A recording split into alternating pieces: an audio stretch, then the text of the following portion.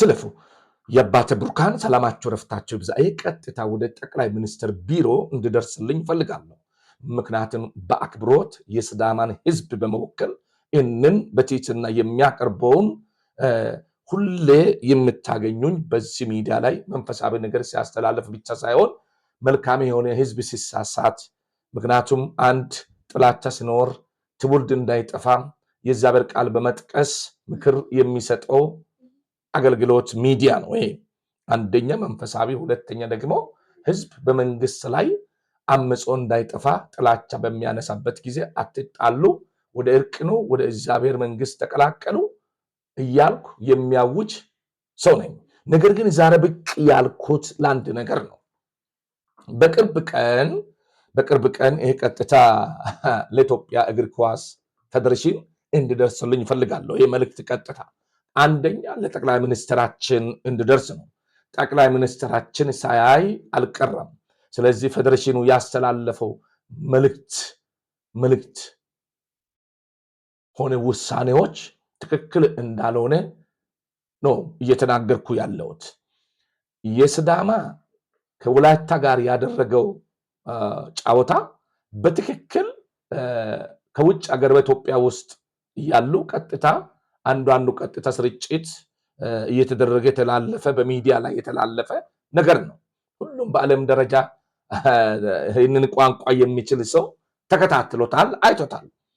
ነገር ግን ይሄ ትክክል ባለው ሙስና በሌለ ችግር በሌለበት ሁኔታ የሲዳማ ህዝብ ዋንጫውን ወስደዋል። የወሰደውን እንደገና ስህተት ነው በማለት ኢትዮጵያ ኳስ ፌዴሬሽን ያቀረበው ሐሳብ እንደገና ወስዶ መንጠቅ ትክክል እንዳልሆነ ይህንን ቀጥታ ወደ ጠቅላይ ሚኒስትራችን ቢሮ እንድደርስና ነገሩ እንደገና እንድታይበት በጌታ ፍቅር አሳስባለሁ። ምክንያቱም ህዝብ የሚያየው በሚዲያ ላይ የምናስተላልፈው ብቻ ሳይሆን በተግባር በምንናገረው ትውልድ ማዘን የለበትም። ነገር ግን ፌዴሬሽኑ ያስተላለፈው መልእክቶች አጠቃላይ አንደኛ ከፈለጉ ስራ ይቀጥላሉ፣ ካልፈለጉ እንደሚል ወጥቶ መሄድ ይችላል የሚል ትህትና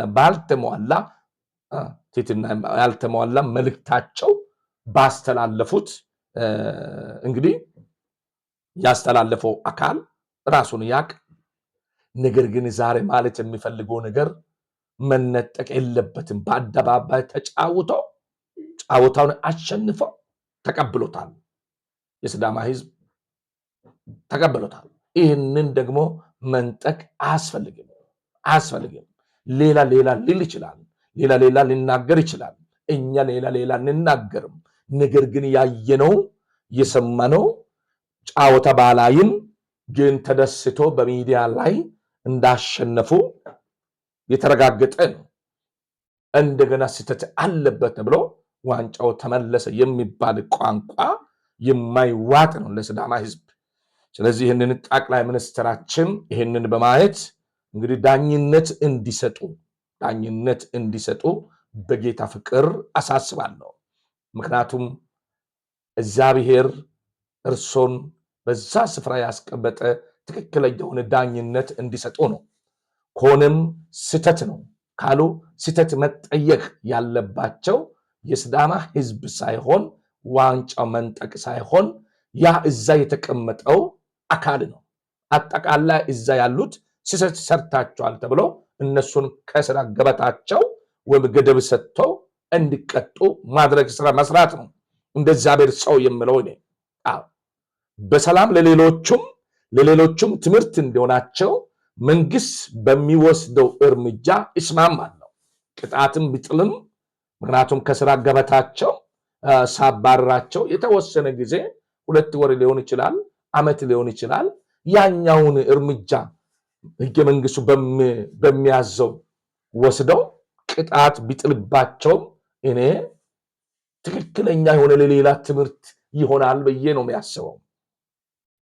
ስለዚህ ይሄ እነሱ ይቀጡበት በዛ ደረጃ እንጂ ሲዳማ ተጫውቶ ያገኘውን ዋንጫ መንጠቅ ማለት ትክክል እንዳልሆነና ፍትህ በጎደለ ፍትህ በጎደለ ውሳኔ ተወስኗል። ይሄ ውሳኔ ምንም አይነት ውሳኔ ሊሰራ እንደማይችል በኢየሱስ ስም እኔ አዛለሁ። በጌታ በኢየሱስ ክርስቶስ ስም አይሰራም። ምክንያቱም እኔ ወላይታን በመቃወም አይደለም። አንድ አሸንፏል ባሉት ቋንቋ ነው የሚሄደው። በቃ በዛ ቋንቋ ነው የሚሄደው። አሸንፈው ዋንጫ ወስዷል ባሉት ቋንቋ ነው የሚሄደው። ያ እስከሚወስዱ ድረስ ዋጋ እስከሚከፍሉ ድረስ አይቶ አሸንፏል ብሎ በአደባባይ ካወራ በኋላ ቀናት ተቆጥሮ እንደገና ምን መጣ? ለምን ይነጠቃሉ? ይሄ ፍትህ ጎሏል ነው ብለው ይሄ ብቻም ሳይሆን ማንኛውም ትውልድ ቢሆን ማንኛውም ቋንቋ የሚናገር የኢትዮጵያ ሕዝብ ቢሆን ቅን ፍርድ ፍረዱ ነው የሚለው። ምክንያቱም ወላይታን በመጥላት አይደለም። ወላይታ ወንድሜ ነው፣ ወንድማሞች ነን። ወልደን አገብተን ተስማምተን በነገሩ ሁሉ ተስማምተን ያለን ትውልድ ነን። በፍቅር ያለን ትውልድ ነው። የወላይታ ሕዝብ ፍቅር ነው። የሲዳማ ሕዝብ ፍቅር ናቸው። ነገር ግን ዛሬ እያልኩ ያለሁት ዛሬ በዘረኝነት መጥቼ ሳይሆን ለምንድን ነው መጀመሪያ ዋንጫ በእጃቸው ካሸነፉ በኋላ አላሸነፋችሁም ብለው ውርቅ ያደረገበት ምክንያት በዛው ዕለት መወሰን ይችል ነበር፣ ቢከለክል ነበር። በዛው ዕለት ይህንን መናገር ይችል ነበር። ነገር ግን አሁን ቀኑ ተቆጥሮ እንደዚህ አይነት ነገር ሲመጣ ሌላው አቤቶታቸው ትክክል አይደለም፣ ዋንጫችን እንደዚህ ተወሰደብን ብሎ የወላይታ ሕዝብ ስለጮኸ ለሌላ አይሰጥም። መስመር በያዘው መንገድ ከጮሁ ይሰጣቸው። መስመር በሳተ መንገድ ነው። እንደኔ እይታ ምንም አይነት ነገር በዛ ውስጥ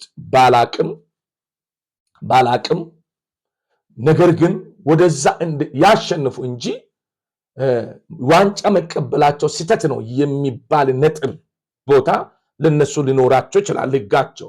ነገር ግን ያችኛው መጠየቅ ያለበት መካስ ያለበት የወላይታን ህዝብ ኳስ የተጫወቱትን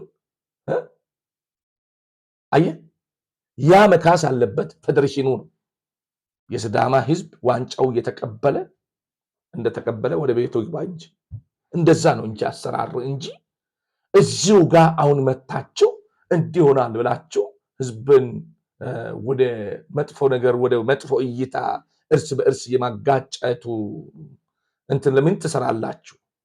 እንን እየሰሩ ያሉት እዛ የተቀመጡት ጠቅላይ ሚኒስትራችን በደንብ ቪዲዮ አይቶ ከሆነ ያስተላለፉት መልእክት ትክክል እንዳልሆነ ህዝብን ይቅርታ መጠየቅ እንዳለበት ይቅርታ ሰው እንዲጠይቅ የሚፈልግ ሰው ይቀጥላል፣ ማይፈልግ ሰው ይተዋል ብሎ ያስተላለፈው መልእክት ጠቅላይ ሚኒስትራችን ትክክል ነው ካሉ ተዋለሁ፣ ትክክል እንዳልሆነ ነው የምነግረው። ለዛ ደግሞ ይቅርታ እንዲጠይቅ እሳቸው ነው የሚሰሙት። እሱ ሰውን ስለማይሰማ ኢትዮጵያን ህዝብ ስለማይሰማ ያሻውን ስለተናገረ ያሰበውን ስለተናገረ እንደዛ ቲትና በጎደለ አስተሳሰብ ስለተናገረ ማንም ሰው እንደዛ ተናግሮ ማንም ለአንድ አገር መናገር የለበትም። እሱ የተናገረው ለሲዳማ ህዝብ እንደሆነ ማወቅ አለበት። ችግር ካለበት የውስጥ ችግር ካለ እሱን ትተን ወደ አንድነት ዛሬ ወንጌል ነው ማየት አለብን። እቺ ዓለም ጥለን ነው የምንሄደው። እግዚአብሔር መንግስት ያስቀመጠ ቦታ ላይ ሆነን ቅን ፍርድ እንድንፈርድ ነው እንጂ ህዝብን ረግጠን ህዝብን አቋሽሸን ስልጣናችን ተጠቅመን አይደለም። ዛሬ ለጠቅላይ ሚኒስትራችን ይሄ ቀጥታ ይድረስ።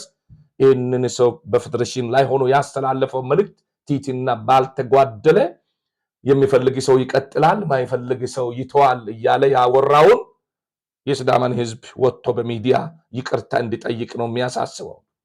እግዚአብሔር ይባርካችሁ። አመሰግናለሁ። ታንኪዩ። ይህንን ቪዲዮ ሼር፣ ኮፕሊንክ አድርጉት። ዩቱብ ውስጥ እየገባችሁ ሰብስክራይብ እንድታደርጉ በጌታ ፍቅር አሳስባችኋለሁ። ተባረኩልኝ።